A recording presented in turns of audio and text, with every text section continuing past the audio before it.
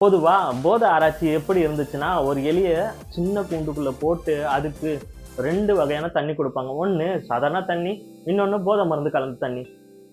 என்ன ஆச்சுன்னா, அந்த எலி திரும்ப திரும்ப போதை மருந்து கலந்த தண்ணியே குடிச்சிட்டு இருக்கும். கடைசியில அது சாகுற வரைக்கும் குடிச்சுக்கும். இத பார்த்துட்டு விஞ்ஞானிகள் என்ன சொன்னாங்கன்னா, "பாத்தியா?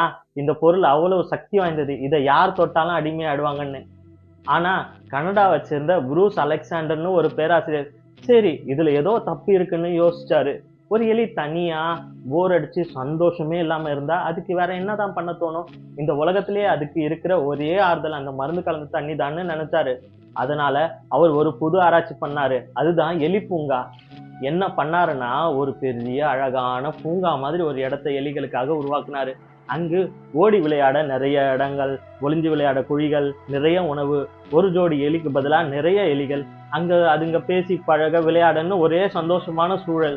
அந்த பூங்காலையும் சாதாரண தண்ணியும் போதை மருந்து கலந்த தண்ணியும் வச்சாரு. இப்ப என்ன நடந்துச்சுன்னு நினைக்கிறீங்க? திகிலூட்டுற உண்மை, அந்த எலிகள் போதை மருந்து கலந்த தண்ணிய பெரும்பாலும் தொடவே இல்லை.